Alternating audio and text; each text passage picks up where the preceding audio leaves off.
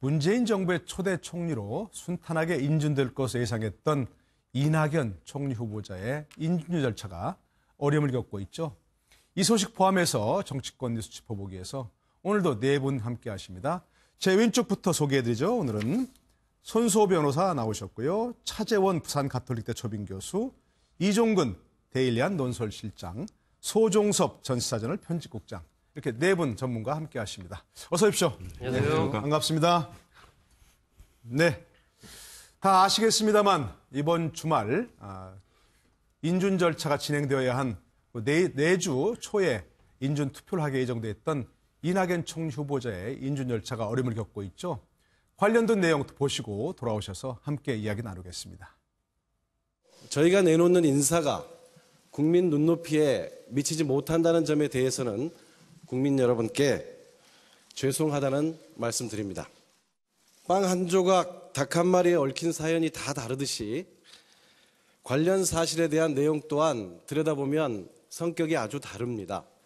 인사 발표는 대통령이 직접 하고 변명은 비서실장을 앞세워 어물쩍 넘어가려는 것은 국민을 기만하는 태도입니다.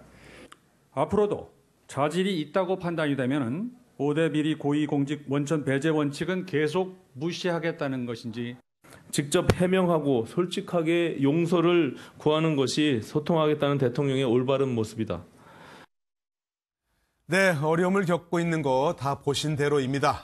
청문회를 거쳤고 이제 보고서를 채택하고 다음 주에 인준 투표를 하게 돼 있었는데 현재 어려움을 겪고 있긴 합니다만 뭐 무산된 거라고 볼 수는 없는 거죠. 그렇게 그렇죠. 보십니까? 예, 뭐 우리 차재원 교수부터. 뭐 역대 정권의 초창기의 모습을 또다시 지금 되풀이하고 있는 것이 아닌가 하는 생각이 듭니다. 예, 그럼에도 불구하고 국민들 지켜보는 국민들은 좀 실망이 조금 클 것 같습니다. 왜냐하면 문재인 전 대통령에 대한 기대가 워낙 컸기 때문에 그렇죠. 그러니까 문재인 대통령이 상당히 준비된 대통령의 이야기를 쭉 해왔었고, 그런 측면에서 본다고 한다면 사실 이 조금 하자 있는 후보들을 추천한 부분에 대해서 국민들이 좀 실망이 클 것 같습니다. 네네. 그리고 지금 뭐 단순하게 이낙연 총리 후보자뿐만 아니라 또 지금 이 강경화 외교부 장관 후보자라든지 또 김상조 공정거래위원장 후보자까지 다 똑같은 사유인 위장 전입이 공통적으로 지금 나타나고 있다는 부분에 대해서 과연 대한민국의 이 사회 지도층들의 그런 그 준법 정신에 대해서 국민들이 많이 실망할 것 같은데요. 그러나 뭐 이것이 어제 오늘의 일은 아니기 때문에 그렇다고 해서 지금 야당 입장에서도 상당히 이 고민이 있을 것 같습니다. 새 정부가 출범한 상황에서 일종의 국정 발목 잡기로 비춰질 수도 있다. 그런 측면에서 아마 야당 입장에서도 상당히 아마 이 설왕설래가 있는 것 같은데요. 뭐 저는 이낙연 총리 후보자에 대한 이 인준 자체가 지금 뭐 총리 같은 경우는 국회에서 과반수 동의를 받아야 되기 때문에 그런 측면에서 본다고 한다면 여당 입장에서도 지금 국회의장을 통해서 직권 상정을 통해서 본회의에다가 인준안을 지금 바로 올릴 수도 없는 상황인 거죠. 왜냐하면 여소야대 국민이기 때문에 이 지금 지금 여당 입장에서는 어떤 식으로든 야당의 이 지금 동의를 구해내야 되는 상황인데 어제 임종석 비서실장이 나와서 대국민 사과 입장을 밝혔습니다만 야당 입장에서는 지금 대통령이 입장을 표명하라는 거 아닙니까? 일종의 기싸움처럼 보이긴 합니다만 저는 그런 생각을 해봅니다. 뭐 그 문재인 대통령이 지금 이제 이 문제를 둘러싸고 기싸움의 차원을 넘어서서 본인이 지금 여소야대 국민에서 5년간 국정을 끌어가려고 한다고 한다면 야당과의 협치라는 이 첫 돌을 어떻게 놓느냐의 부분을 차원에서 저는 문재인 대통령이 직접 나설 필요도 있지 않나 하는 생각이 듭니다. 그것이 뭐 사과의 형태가 됐든 아니면 이 야당의 원내대표들과의 전화를 통하든지 아니면 회동을 통하든지 어떤 식으로는 협치의 첫걸음을 통해서 이 문제를 푸는 그러한 정치력을 발휘해 주길 바랍니다. 그러니까 저 뭐 앞에 이렇게 화면에 끝내 무산이라는데 아직 끝내 무산된 건 아닌 거죠. 일단 어려움을 겪고 있는 것이고. 네네, 그렇습니다. 근데 이 문제가 사실은 단초가 문재인 대통령 후보 시절에 워낙 강력하게 얘기했어요. 공약으로 5대 기준 미달된 사람은 원천적으로 배제한다 이랬는데 참 그런 게 지금 사실 부메랑으로 돌아온 거예요. 그렇죠. 그때 약속을 못 지킨 것에 대해서 또 임종석 비서실장이 이렇게 얘기했죠.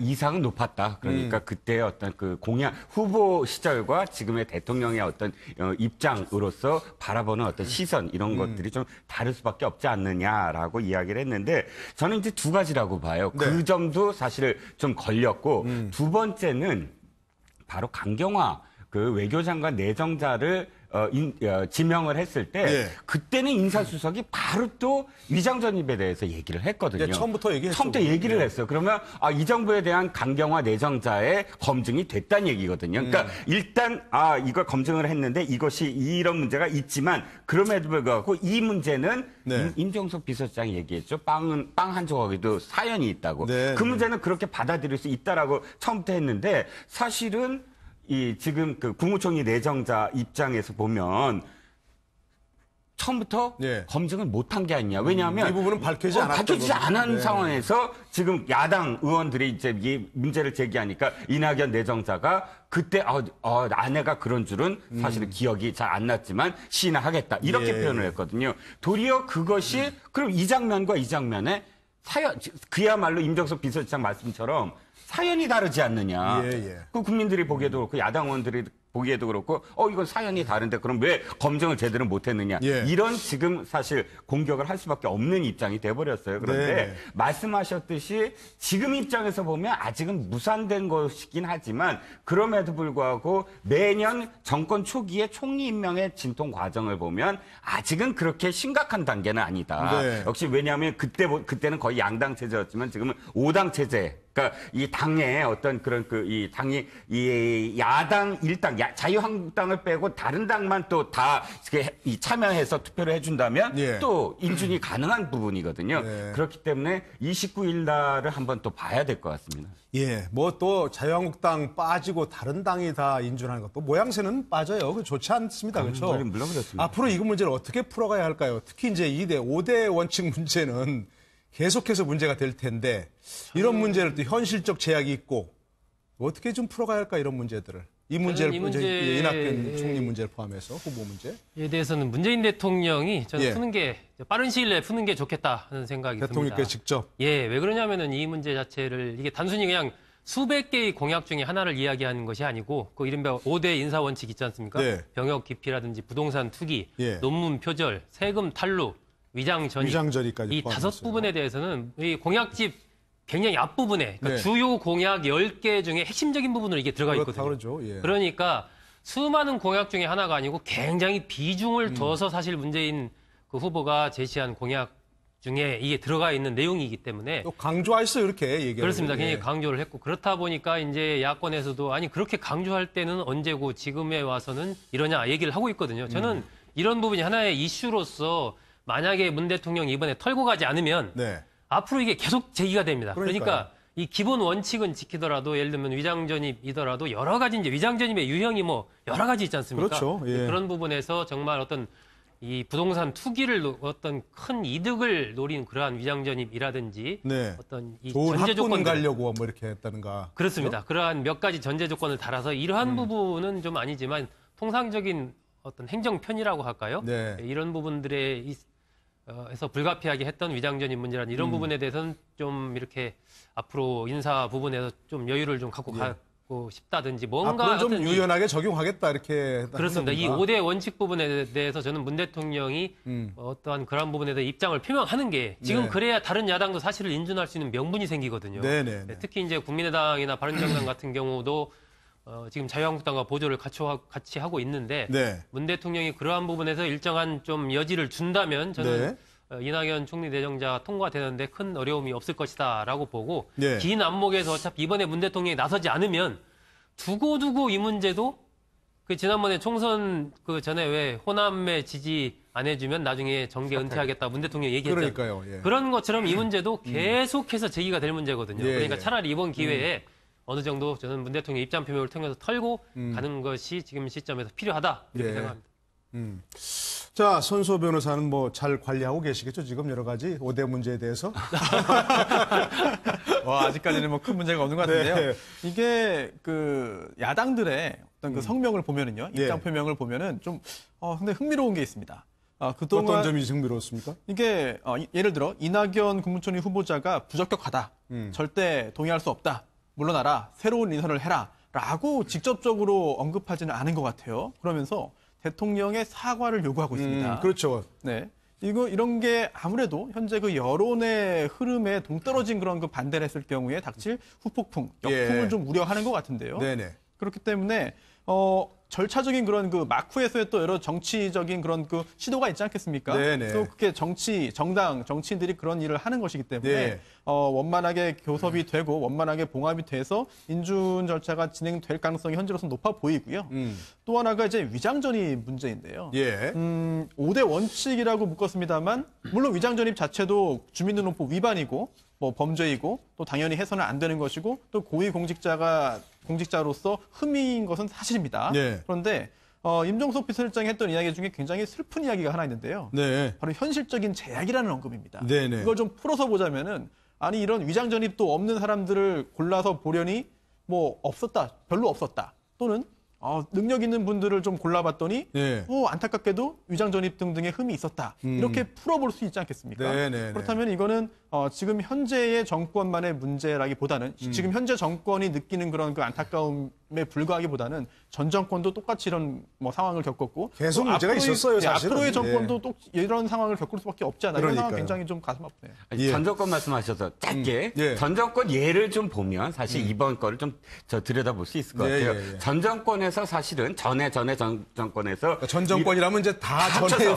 포함하는 총리들 겁니다. 이렇게 쭉 보면 네. 낙선한 분들은 그러니까 위장전입으로 똑같이 위장전입이라도 낙마한 분들은 제 기억에 김용준 인수위원장 옛날에 그래서 예, 첫 예. 번째로 왜 그 총리 후보로 예, 이제 예. 낙점이 됐을 때 그러니까 이 부동산 투기를 위장전입이었지만 투기 목적이었다. 그렇죠. 예. 그것 때문에 사실 낙마를 했고 또 장상 총리 내정자 예. 기억하시죠? 이대 총장. 예. 그분도 강남하고 목동 쪽으로 위장전문을 하셨는데 네. 그것도 투기용이다라고 네, 네. 사실은 돼서 낙마를 하셨고 자 똑같은 위장전밀에도 총리 하신 분들이 있어요. 보면 네. 저 정홍원 총리 네. 또 정운찬 총리 이 두 분은 교육용이었다. 뭐 이렇게 해서 또 네. 그냥 또 면책이 되는 투기용, 교육용. 그래서 지금까지는 투기용과 교육용으로 위장전입이 좀 갈리지 않았나. 또 네. 위장전입 플러스 알파가 있으면 무조건 또 낙마 쪽으로 갔고. 네. 그러니까 이 지금의 어떤 상황에서 사실 지금 야당들이 사퇴하라라는 목소리가 안 나오는 게 바로 이런 전례들 때문이 아닌가 싶습니다. 예, 조금 이제 뭐 그야말로 이제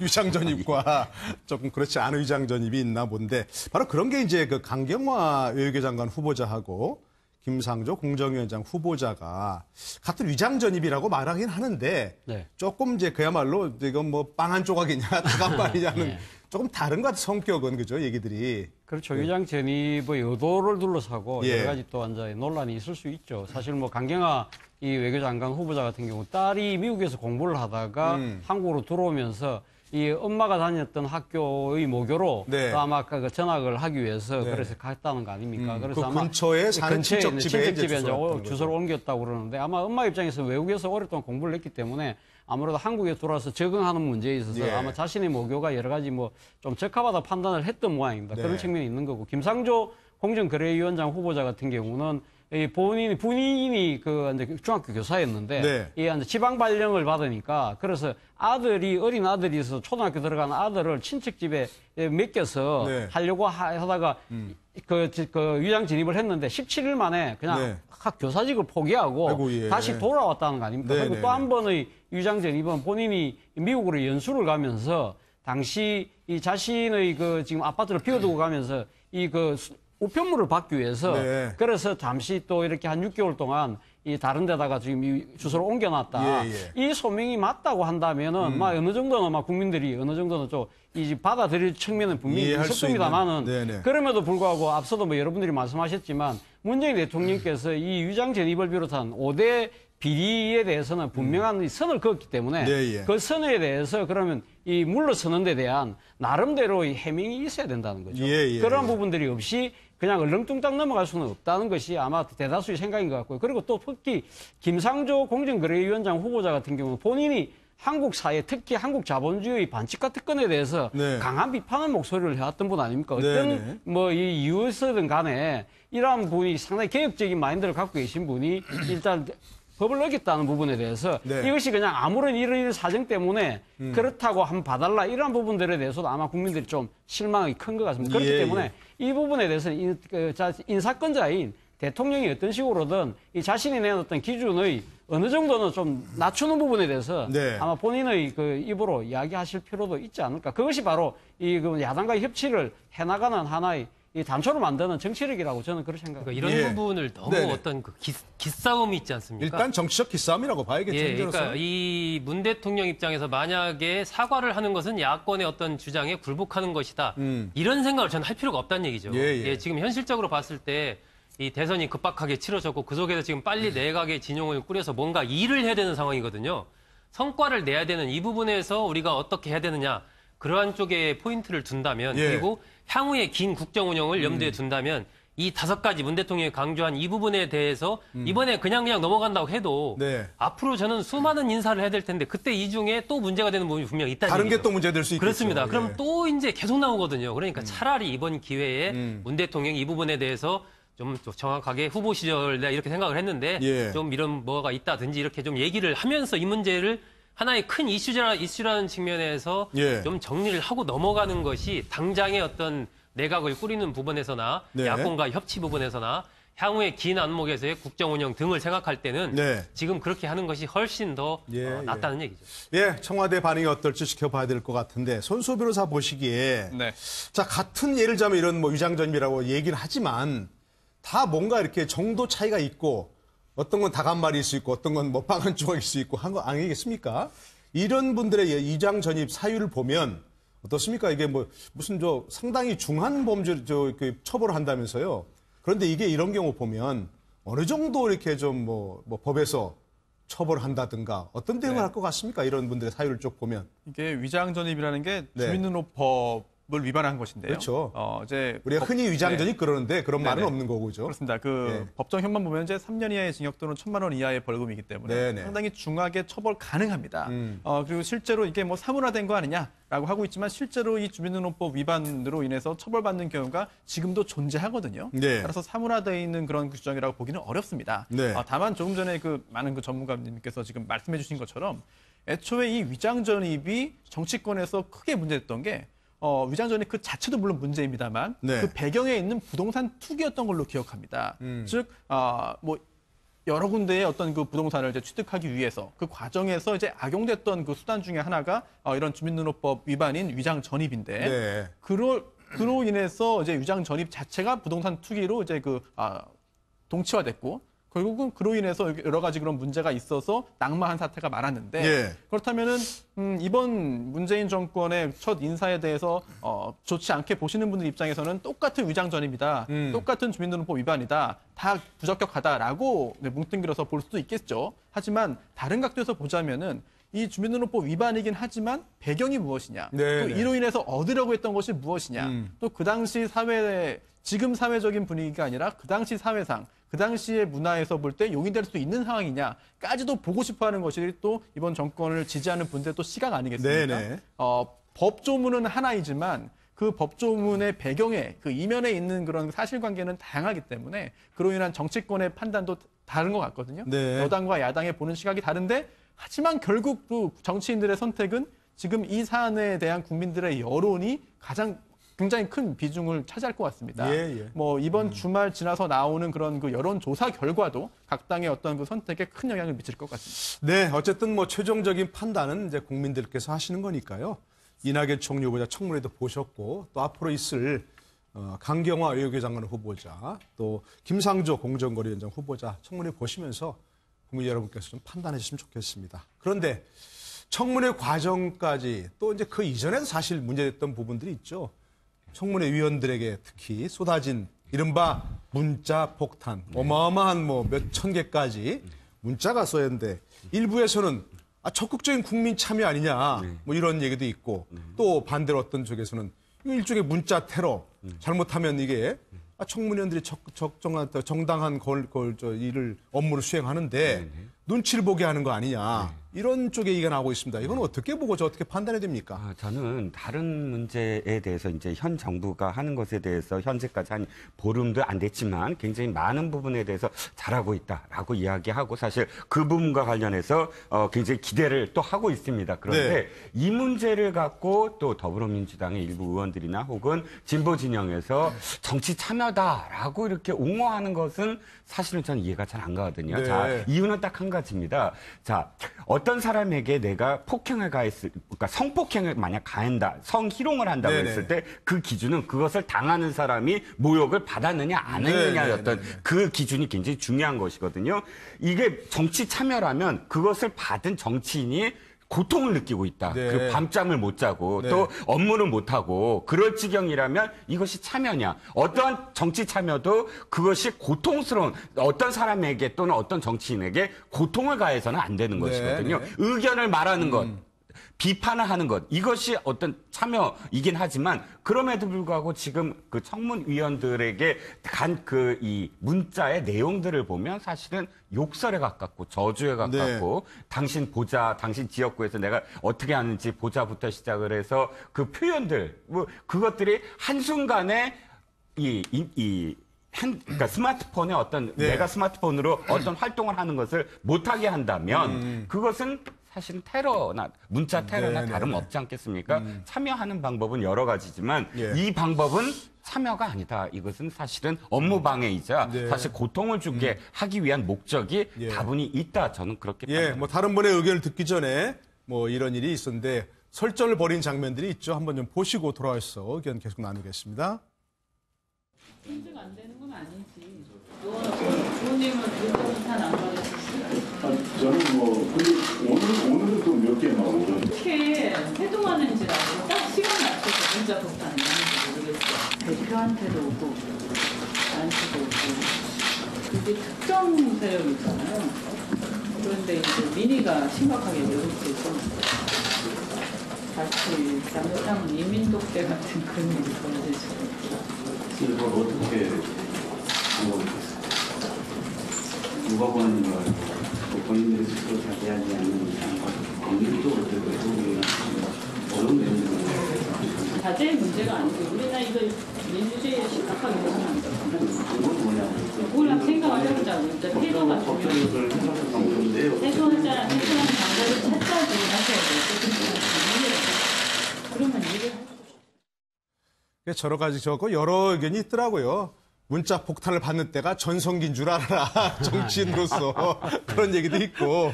이제 그런 말도 있잖아요. 왜 모풀보다 악플이 낫다는 얘기도 있고. 어떤 분은 또 댓글 보니까 그런 말이 있대요. 정치인들이 스마트폰을 무음으로 해놓은 줄 모르니나 없이 이렇게 얘기도 있고 그런데. 자, 어쨌든 뭐 그건 농담이고. 자, 저런 부분 어떻게 판단해야 됩니까? 적극적인 정치 참여입니까? 아니면 업무 방해입니까? 이건 정치적인 테러입니까? 저는 뭐 두 가지 다 측면이 있다고 봅니다. 그렇습니까? 그러니까 문제는 국회 청문위원들로 나서 있는 의원들이 과연 국민의 민심을 대변하고 있느냐는 측면에서 봤을 때 그렇지 못한다고 생각하는 사람들 입장에서는 아마 항의의 뜻으로 또는 아니면 자신의 의견을 이제 그 의원들에게 전달하는 하나의 수단으로 삼아 문자를 보낼 수도 있다고 봅니다. 뭐 그것이 소위 말해서 지금 이제 대한민국의 의회민주주의가 대의민주주의 아닙니까? 국민의 뜻을 대변한다고 한다면 그 국민의 뜻이 대변되지 못하다고 생각했을 때 국민들이 의원들의 이 개인적인 번호를 알아서 자신의 의견을 이렇다 보낼 수는 있겠죠. 그러나 앞서 말씀하신 것처럼 그 내용 자체가 이 의원의 그 인격을 심하게 훼손한다든지 상당히 그로 인해서 업무를 방해할 정도의 그런 정도가 심하게 된다고 한다면 그건 상당히 문제가 있는 거죠. 그 문제는 과연 어느 정도의 균형점을 잡을 수 있느냐의 문제인데 그 문제가 상당히 쉽지가 않다는 거죠. 그리고 지금 야당 의원들이 지금 느끼는 부분은 앞서 뭐 이현주 의원도 그 이야기를 했지만 특정 시간에 이렇게 특정한 세력으로부터 오는 것 같다. 그것이 일종의 정치적인 이 생각이 다른 집단으로부터의 정치적 폭력이 아니냐. 그러한 이 주장이 있습니다만 이런 부분들은 저는 뭐 자제돼야 된다고 봅니다. 자제돼야 되고 어떤 식으로든 이러한 부분들은 이 제도적으로 걸러낼 수 있는 방안이 만들어져야 되지만 그러나 기본적으로 지금은 이 소위 말해서 소셜 미디어 시대 아닙니까? 이제는 국회의원들이 일방적인 목소리만 들을 수 있는 것이 아니라 이 개별 주권자인 이 주권자의 목소리를 또 그 의원들에게 전달할 수 있는 통로로서 이 소셜 미디어나 또 이 문자를 통한 여러 가지 방법들이 있으니까 그것의 균형점을 찾는 것이 대한민국 민주주의의 수준을 어떻게 가름할 수 있는 하나의 그것인데 그것이 저는 무조건 이것은 그렇다고 거기서 무조건 옹호하고 있는 것이 아니라 아마 이러한 이 지금 그 과정을 통해서 나름대로의 좀 어느 정도 그 이 제도가 정착될 수 있는 네. 그러한 이 지금 진통기가 아닌가, 과도기가 아닌가 하는 생각이 듭니다. 네네네. 뭐 비판과 비난은 한 글자 차이입니다. 그런데 이게 무작정 욕설한다든가 그죠? 인격 비하적인 문자를 보내는 건 바람직하지 않지만 그런 의견을 전달하는 건 얼마든지 가능한 좋은 얘기죠, 그렇죠? 단순한 의견 전달 그리고 이제 예를 들면 국회의원에게 이러이러한 정책을 한번 해보면 어떻겠습니까? 예. 뭐 이러한 부분을 한번 알아보실 필요가 있을 것 같습니다. 뭐 이런 거 좋죠. 네. 근데 이번 같은 경우는 이게 청문회 과정에서 예를 들면 이낙연 총리 내정자에 대해서 좀 어떤 문제를 제기하고 네. 날카롭게 여러 가지 비판을 하는 의원들한테 집중적으로 그런 게 쏟아졌거든요. 그렇다고 그러죠. 예. 그것은 저는 청문회의 기본적인 청문회 자체를 이른바 무용론화하려는 그런 시도와 맞닿아 있다라고 보는데 아니 청문회라는 게 기본적으로 어쨌건 그 내정자에 대해서 날카롭게 여러 가지 도덕성부터 정책 문제까지 여러 가지를 검증하는 자리지 않습니까? 그렇죠. 예. 검증하는 자리이기 때문에 하다 보면 당연히 이제 그 여러 가지 비판적인 얘기들도 할 수밖에 없는 것인데 그런 의원들에 대해서 집중적으로 그런 문자 폭탄이 이른바 쏟아졌다라는 것은 그것은 좀 다른 문제다. 단순한 네. 저는 뭐 정치 참여 이렇게 볼 수 있는 문제가 아니다라고 생각을 하고 지난번에 왜 일부 이제 기자들과 관련해서도 그런 일이 있었지 않습니까? 이런 일이 생기게 되면 사실은 그 이후에 일종의 자기검열이라고 하나요? 굉장히 의식을 또 하게 되는 그런 부분들이 위축되죠. 그렇습니다. 그렇기 예. 때문에 이것은 하나의 민주주의를 또 위협하는 요소가 될 수도 있고 그래서 저는 아주 부적절하다라고 생각이 들고 네. 이 부분에 대해서 이것이 단순히 순수한 한 개인이 어떤 보낸 문자이냐 어떻게 그 많은 개인이 그럼 그 국회의원의 전화번호를 아는 거냐 예. 그런 궁금증이 듭니다. 그래서 이것이 그렇지 않고 무언가 조직적인 이러한 문자 이른바 폭탄을 쏟아내는 그러한 집단이나 조직적인 움직임이 있다면 그런 부분에 대해서는 적절한 좀 조치가 필요하지 않나 저는 네. 그런 생각도 좀 듭니다. 네네네. 이게 민주당 경선 과정에서도 그런 얘기 있었어요. 그죠? 안희정 지사가 참 사람을 질리게 한다는 게 바로 이런 식의 문자를 보내서 비하하고 욕설하고 이런 부분도 있었고 뭐 박영선 의원도 그런 지적을 한번 했었고 이런 거는 어떻게 봐야 되겠습니까? 법률적으로 뭘 못하게 하는 그럴 수는 없는 거 아닙니까? 이거죠? 그렇죠. 예, 법적으로는 네. 설령 어떤 여러 가지 그 이야기들을 했다 하더라도 범죄에 성립할 가능성이 매우 낮습니다. 아주 여러 무작정 건의 욕설하는 공포가 것도 안 됩니까? 욕설을 한다 하더라도 네. 이게 뭐 공연성이었기 때문에 모욕도 아니고 모욕죄는 명예도 안 되고. 아니고요. 다만 네. 또 이제 그 정보통신망법에 있는 여러 가지 규정 위반인지 여부는 구체적인 사안 따라 달라지겠습니다만 네. 현재까지 그런 여러 가지 검토에 따르면은 범죄로 보기는 어려운 측면이 있고요. 예. 또 과연 이게 긍정적이냐 부정적이냐 지금 말씀 많이 해주셨는데요. 긍정적인 측면을 말씀해 주시는 분들이 안 계셔가지고 제가 저는 좀 그런 쪽으로 좀 보고 싶은데요. 이게 조직적으로 하는 거 아니냐, 특히나 어떤 정파가 다른 정치적인 이익을 위해서 하는 거 아니냐라고 하는 의혹도 일부 있습니다. 하지만 현재 뭐 인터넷 커뮤니티라든지 이런 곳에서의 분위기를 보면은 그렇지는 않은 것 같아요. 자발적인 문자 발송인 것 같습니다. 조직적인 게 아니라. 따라서 이현주 의원이 여러 차례 이런 얘기를 했는데요. 네. 어떻게 만나는 시간인지 알고 회동 시간인 줄 알고 딱 맞춰서 문자가 오더라. 네. 라고 하는 거는 그 이면에 있는 그 의도는 아무래도 누군가에 의해서 정보를 전달받아서 조직적으로 하는 거 아니냐라고 하는 의혹을 제기한 것 같은데요. 제가 볼 때 인터넷상의 여론 흐름은 그렇지는 않은 것 같다라는 말씀을 드리고 싶고요. 또 하나 이번에 당연히 인사청문회에서 청문위원이 날카롭게 질문을 하고 날카롭게 검증을 하고 과연 적격자인지 부적격자인지를 밝혀내는 것이 당연히 의무입니다. 당연히 잘 해야 되는 것이고요. 공격을 받는 인사를 지지하는 입장에서는 가슴이 아플 수밖에 없겠죠. 하지만 중요한 거는 질문에도 근거가 있어야 되고 또한 또 여러 가지 근거를 좀 제시하면서 해야 되는데 근거가 없거나 근거가 매우 희박한 상황에서 어떤 좀 인신공격적이거나 아니면은 명예를 훼손할 수 있는 소지가 있는 질문을 했다는 점. 이런 점에 있어서는 사실 그런 질문을 한 청문위원이 문자폭탄을 자초한 측면도 있다라는 말씀도 드리고 싶습니다. 예, 알겠습니다. 자, 그런데 지금 화면에 보셨죠? 하태경 같으면 요즘은 문자 폭탄이 그리워진다. 예전에 10,000개도 넘는 문자 폭탄 할 땐 굉장히 성가셨는데 그때가 전성기였지 않나 싶다 이렇게 얘기할 정도니까 아까 말씀드린 대로 자 그래도 악플이 모플보다 낫다 이런 때가 확실히 정치인의 그런 것 같습니다. 자 박근혜 정부 국무위원들과 문재인 대통령이 오찬하였습니다. 예전에 보기 어려웠던 그런 광경인데요. 그것도 한번 좀 보시고 돌아오시죠.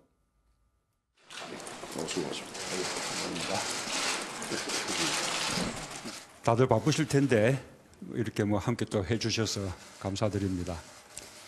이렇게 말씀드리면 어떨지 모르겠는데 우리 장관님들은 엄연히 문재인 정부의 지금 내각입니다. 개인 국가주도 계속 또 많은 역할을 해주시고 협조해 주십사라는 당부 말씀드립니다. 오늘 좀 편한 시간 됐으면 좋겠습니다. 예, 우리 옷들도 벗으시고 편하게 식사를 하십시다. 감사합니다. 예, 우선 저고리를 벗고 우리 총리 권한대행님의 말씀을 듣도록 하겠습니다. 저도 안 벗고 얘기했거든요. 우리 경제가 이제 수출이 그 주도를 한달까 견인을 하기 시작을 해서 경제의 그 경기 회복의 불씨는 좀 보이고 있습니다. 그러나 아직도 내수라든가 특히 소비가 부진하고 그렇기 때문에 이 불씨를 잘 살려나갈 수 있도록 하는 게 후임 경제팀들이 지금 당면한 일이 아닌가 이런 생각을 하게 됩니다. 그래서 거기에다도 저희가 충분히 협조를 하고 잘할 수 있도록 그렇게 하겠다는 말씀을 드립니다. 오늘 하여튼 이렇게 좋은 자리 마련해 주신 데 대해서 대통령께 다시 한번 감사의 말씀을 드립니다. 대단히 감사합니다. 네, 오늘 참 좋은 자리 마련해 주셔서 고맙습니다. 이게 진심일 것 같아요, 그죠? 네, 그렇죠. 그동안 저런 얘기 하고 싶은 자리가 있었는데 받아쓰기 하느라고 참 못했잖아요, 그동안. 그리고 또 사실은 예. 굉장히 가시방석의 이 나날들이 이어질 거예요. 왜냐하면 우리는 빨리 끝내야죠. 빨리 끝내고 다음 정부한테 넘겨줘야 되는데 아마도 지금 청문회 벌써 이제 청문회가 이제 총리 내정자부터 이제 문제가 벌어지지 않았습니까? 네. 그러면 내각이 구성되는데 꽤 많은 시일이 소요될 것 같아요. 걸리겠죠. 굉장히 걸리고. 예, 재청까지 다 하고 한다면 그러니까요. 그러면 지금에 있는 이 장관들 중에 상당 부분이 계속 좀 끝까지 좀 인수인계가 될 때까지 있어야 되고 그러다 보면 사실상 굉장히 어정쩡한 상태 분위기가 애매한 상태를 계속 유지해야 되는데 일단 대통령이 이런 자리를 마련함으로써 그런 그런 난국 그런 분위기를 좀 일신해보자 하는 그런 퍼포먼스로서는 굉장히 좋은 어떤 그런 반응이었던 것 같아요. 참석자들의 반응도 문제는 이제 그거죠. 그런데 그럼에도 불구하고 이 부처의 어떤 내부를 보면 이 부처에서 이 장관들에게 결재를 과연 맡을 것이냐. 새로운 어떤 정부의 어쨌든 눈치도 봐야 되고 또 사실 정책의 일관성이라는 것이 새로운 어떤 정책들 아닙니까? 그렇다면 지금 아까 유일호 부총리가 이야기했던 대로 다음 정권, 다음 내각이 잘할 수 있도록 인수인계를 잘하겠다. 그런 마음가짐 정도의 어떤 상황일 것 같아요. 앞으로 국정기획위원회에서 계속 이제 각 부처별로 또 보고를 받는데, 근데 그럼에도 불구하고 어쨌든 소프트 랜딩, 전 정권을 착륙시키는 끝까지 이제 안정감 있게 착륙시킨다는 어떤 의미에서라도 이 퍼포먼스는 굉장히 좋은 어떤 반응을 보이고 있다는 거죠. 예, 여러분은 문재인 정부의 장관이다, 초대 내각이다, 정권은 유한해도 조국은 영원하다. 이런 메시지에 어떻게 의미를 두십니까? 문재인 대통령의 나름대로 일종의 협치를 위한 또 다른 차원의 하나의 접근이 아닌가 하는 생각인데요. 저는 어제 말씀하신 것처럼 정권은 유한하지만 조국은 영원하다.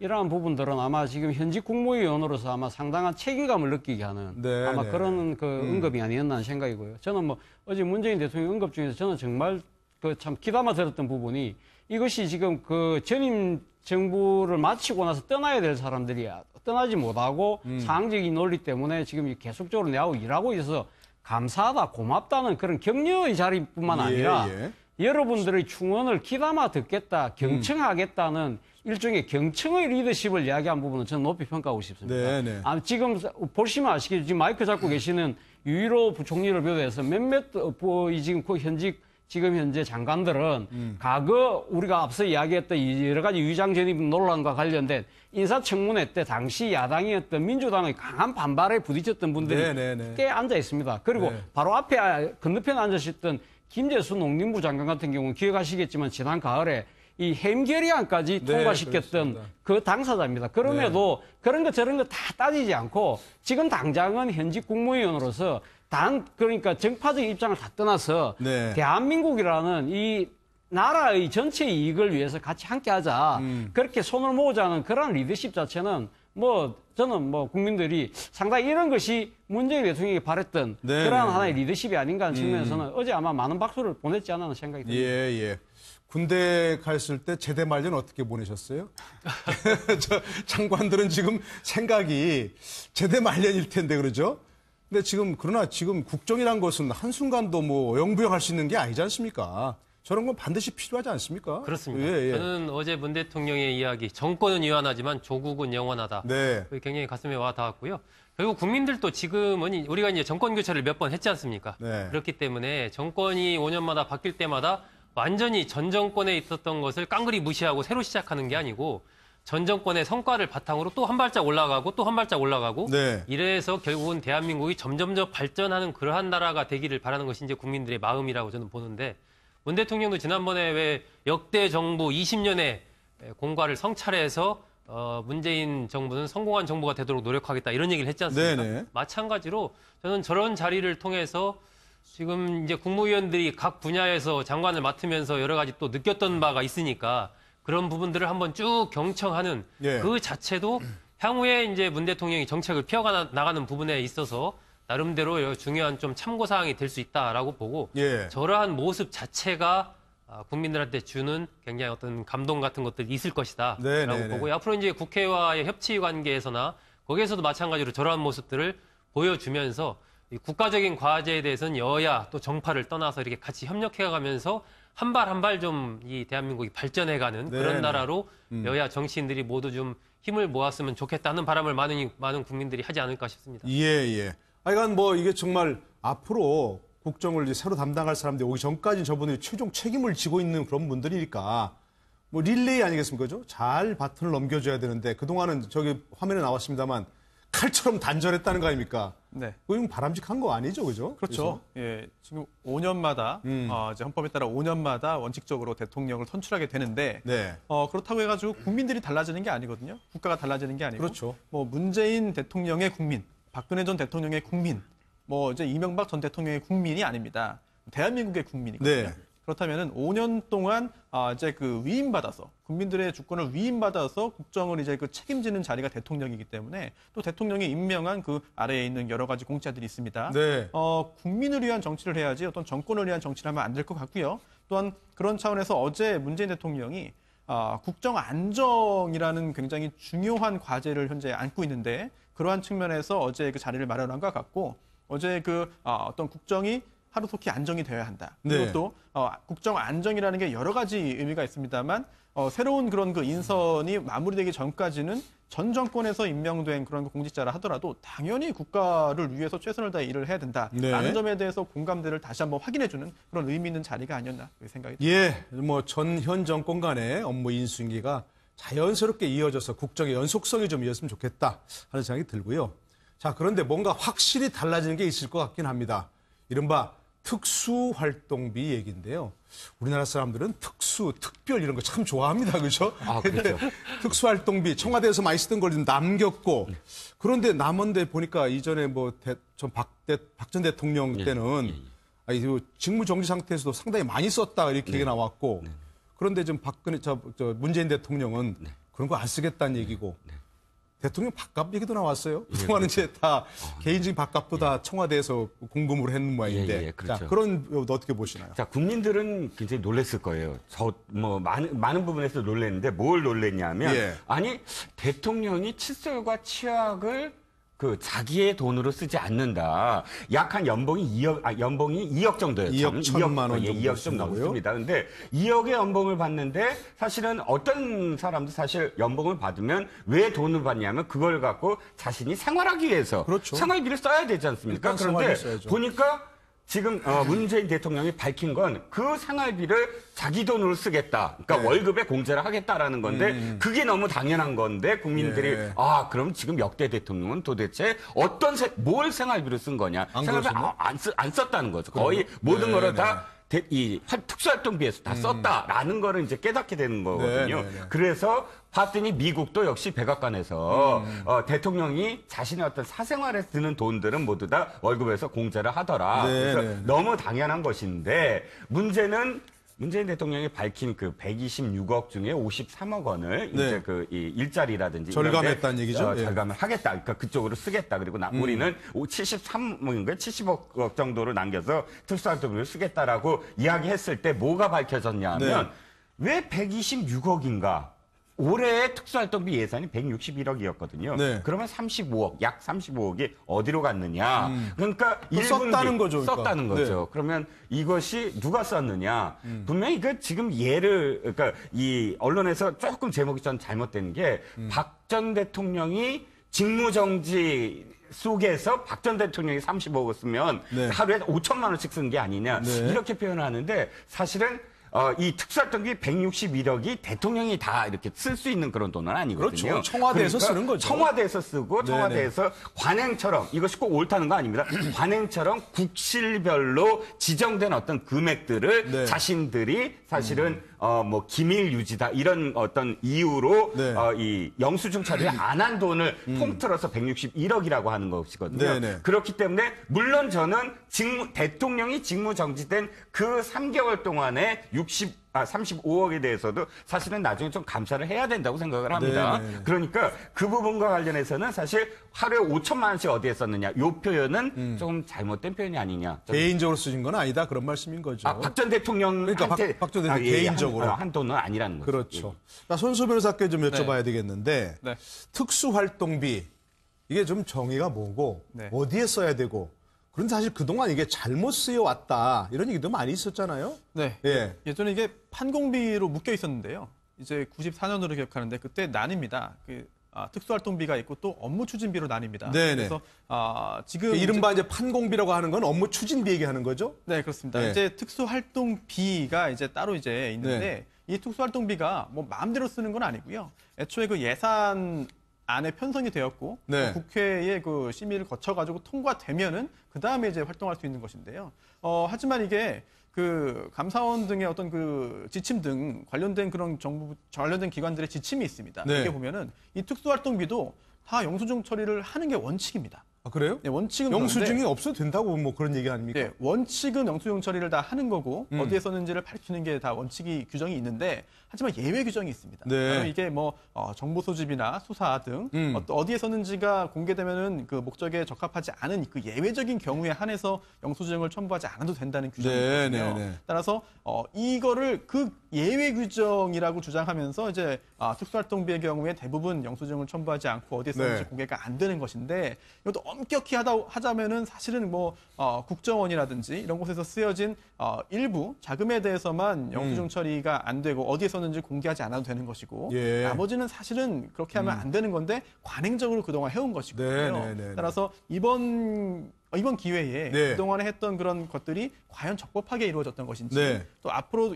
앞으로 업무 추진비가 아닌 이런 그 특수활동비를 어떻게 할 것인지에 대해서 좀 논의가 이제 일어날 수 있는 그런 좋은 기회가 된 것 같습니다. 그러니까 뭐 정보 수집이나 수사 활동 하다 보면 영수증 처리할 수 없는 돈이 있긴 있겠죠, 당연히. 그렇죠. 그런데 그걸 지난번 뭐 검찰 관계자들 식사할 때 봤지만 그거 가지고서 돈 봉투 만들어 자기들끼리 나눠 갖고 이거는 특수활동이 아니잖아요.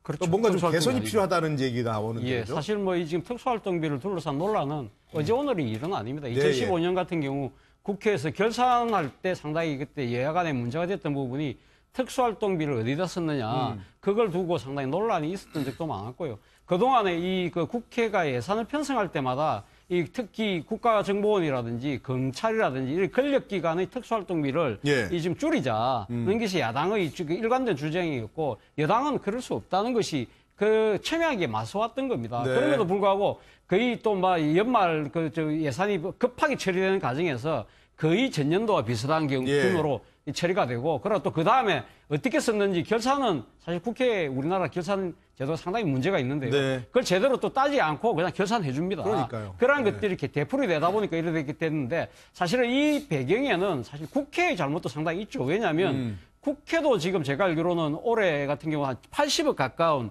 특수활동비를 갖고 있습니다. 이번에 이 과거 홍준표 전 경남지사의 재판 과정에서 나온 이야기입니다만 본인이 1억 받은 부분에 대해서 그 1억 그 성한종 씨로부터 받은 돈을 이 자신이 전당대회 그 비용으로 낸 거 아니냐 그랬을 때 그때 당시 뭐라고 이야기했습니까? 자신이 그 특수활동비 아낀 거 집에 갖다 주고 네. 그 집에 갖다 준 돈을 부인이 모아놨다가 그 비자금 가지고 네. 돈을 냈다는 거 아닙니까? 네. 이런 식으로 특수활동비를 국회에서도 상당히 오용하고 있는 측면이 분명히 네. 있었거든요. 그럼에도 불구하고 국회도 자신들의 그러한 기득권을 깎기 싫어서 그냥 넘어간 측면이 있는 거죠. 그렇기 네. 때문에 이번에 저는 문재인 대통령이 이 지금 뭐 좋은 이 시작을 했습니다만은 결국은 국회에서 예산을 다루는 이 지금 그 부처이기 때문에 국회에서 저는 이 특수활동비에 대해서 좀 규모도 줄이고 네. 용처도 나름대로는 상당히 밝힐 필요가 있다. 그 손수호 변호사 이야기했지만 예외적인 규정이 원칙을 지금 앞서는 그러니까요. 그런 본말이 전도된 부분에 대해서는 네. 아마 국회에서도 결산 부분에서는 좀 꼼꼼히 따지는 그런 제도적 보완이 필요하지 않을까 싶습니다. 예. 지금 말씀하신 대로 지금 여러 차례 얘기가 됐던 것 같아요. 그죠? 근데 이번 하여간 뭐 청와대부터 솔선수범하겠다 하니까 뭔가 좀 바뀔 수 있겠죠, 이번에는? 일단 상대의 몸통을 베려면 일단 네. 제 8하나 정도는 잘릴 각오를 해야 되거든요. 아유, 무시무시한 네, 말씀하시는데. 그러면 저는 이 뭐 우리 사회의 적폐라고 할 수 있는 분야가 여러 가지가 있지만 저는 예. 특히 그 우리 차 교수께서도 말씀하셨는데 국회가 굉장히 좀 중요하다고 봅니다. 예. 국회가 이번에 노회찬 원내대표가 국회부터 그럼 솔선수범해서 특수활동비 다 없애자 했지 않습니까? 네. 저는 굉장히 일리가 있다. 네. 저는 거기에 찬성하는 입장인데 78억 원이거든요. 사실 국회에 그 78억 원의 쓰임새라는 게 국회의장단과 상임위원장 등등의 사실상 거의 판공비 개념으로 쓰이는 것인데 예. 그게 특수활동비라는 원래의 목적과 그게 어떠한 상관관계가 있습니까? 전혀 없거든요. 제가 그렇죠. 보기에는. 그냥 하나의 국회라는 거대한 기득권 속에서 네. 그 기득권을 향유하는 하나의 방법으로 특수활동비의 상당 부분을 여야가 같이 나눠서 상임위원장 나눠서, 등등이 예, 썼던 예, 거거든요. 예, 지금까지. 예. 그렇다면 우리 사회에서 이 특수활동비 부분에 대해서 큰 개혁을 하겠다라고 지금 청와대부터 저렇게 이 감축하고 나오는 이 상황에서 그것이 힘을 받고 실제로 어떤 집행되는 부분으로 이어지기 위해서는 네. 먼저 국회가 솔선수범을 해야 된다. 그렇기 때문에 국회에서의 이 특수활동비 부분에 뭐 전액은 아니더라도 네. 상당한 양의 감축이 좀 불가피하지 않나 싶고 예. 특히 이게 이 특수활동비랑 딱 맞는 것은 아니지만 지난번에 이제 검찰개혁 우리가 얘기할 때 네. 차관급 이상의 검사장들 48명 얘기했지 않습니까? 네네네. 국회 같은 경우도요. 지금 국회 도서관만 했을 때도 네. 이 3급 이상의 고위공무원들이 10명이 넘습니다. 국회 도서관 하나가. 그래요? 네. 그러니까 이 국회 사무처 전반에 대해서 이 직급이나 이런 것들도 사실은 굉장히 이게 다른 기관에 비해서 지금 올려 있거든요. 인플레돼 있네요. 그러니까. 그렇습니다. 그런 부분에 대해서 저는 개혁이 좀 필요하다. 그러니까 네. 국회 개혁이 이루어지고 그 힘을 바탕으로 전체적인 좀 이 청와대 개혁과 함께 네. 행정부 개혁으로 나아간다면 실질적인 성과를 거둘 수 있지 않을까 싶습니다. 예, 우리 국회 관련해서 한 말씀 꼭 드리고 싶은 게 하나 있는데 예, 말씀하시죠. 이게 약 80억 원 이상이 지금 이미 책정되어 있습니다. 특수활동비가 네네네. 국회에. 그런데 이게 그동안 궁금하다. 국회에서 도대체 왜 이런 돈을 쓰느냐 하고 벌써 뭐 정보 수집하는 것도 아닐 거고 그래서 수사하는 것도 아닐 거고. 아니고요. 한참 전부터 이걸 궁금해했던 분들이 계십니다. 그래서 정보 공개 청구를 하는데요. 네. 하지만 국회에서는 이거는 뭐 공개할 사항이 아니다라고 거부를 하죠. 네네. 결국 행정소송 거쳐서 대법원이 판결을 내립니다. 아, 그래요? 국회의 특수활동비 지출 내역은 정보 공개 사항이다. 네. 공개해라라는 판결이 선고됐지만 국회는 그걸 무시하고 아직까지 공개 안 하고 있거든요. 대법원 판결을 무시한단 말입니까? 그렇습니다. 네. 이런 상황 잘 모르시는 것 같은데 일단 네. 그 국회에 있던 여러 가지 그런 특수활동비 사용 내역이 공개되어야 마땅하다. 네, 그리고 먼저 국회가 이렇게 스스로를 자정을 하고 공개를 해야만 네. 다른 국가기관의 어떤 그 문제에 대해서도 자신 있게 떳떳하게 지적할 수 있지 않겠느냐 하는 생각이 예, 듭니다. 알겠습니다. 아까 지적하신 대로 남의 어떤 몸통을 베려면 본인의 팔은 내줘야 한다 이런 말씀이셨고요. 우리 흔히 세금 무서운 줄 알아야 된다 하지 않습니까? 세금 내는 것만 무서운 게 아니고 세금 쓰는 것도 무서운 줄 알아야 되는 거죠. 이게 다 국민 세금으로 만든 예산입니다. 그 점에서 필요하면 영수증 첨부해서 쓰란 말입니다. 그렇죠? 못 쓰게 한다는 게 아니고. 자, 그런 게 어떻게 지금 이번에 특수활동비 손보게 될지 좀 지켜보도록 하고요.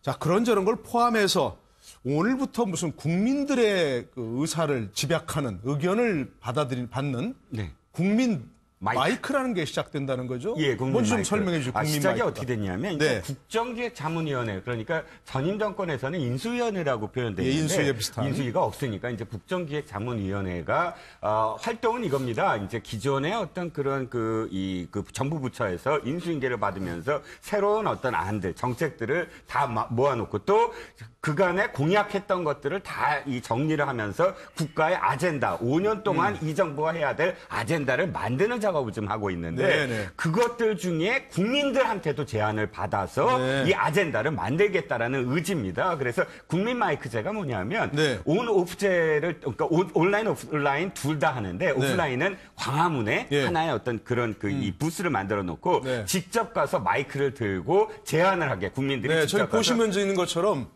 광화문에 보면 저런 그렇습니다. 장소가 만들어졌다는 거죠. 컨테이너처럼 만들어놨는데 네네. 오늘부터 이제 시작이 됩니다. 그래서 오늘은 촛불 집회를 했던 그런 시민 단체가 주관이 돼서 네네. 이제 그런 어떤 국민들의 소통 또는 제안과 관련된 그런 이 제안을 이제 내고 또 온라인에서도 계속합니다. 앞으로 50일 동안 이제 온라인에서도 계속 접수를 받아서 50일 동안 받은 것들을 통해서 국정기획자문위원회가 다 모아놓고 나중에 이제 그 대통령이 직접 국민들이 제안한 것들에 대한 결론, 이런 것들이 이제 들어왔고, 그리고 현 정부에서는 이것들 중에 이러이러한 것들을 하겠습니다라는 보고를 하는 그런 어떤 형식으로 국민 마이크제를 오늘부터 시행하기로 했습니다. 네. 그러니까 매주 토요일 날 50일가니까 7월 12일까지 저녁 7시부터라는 얘기죠. 거기서 정말 내가 이런 제안할 게 있다.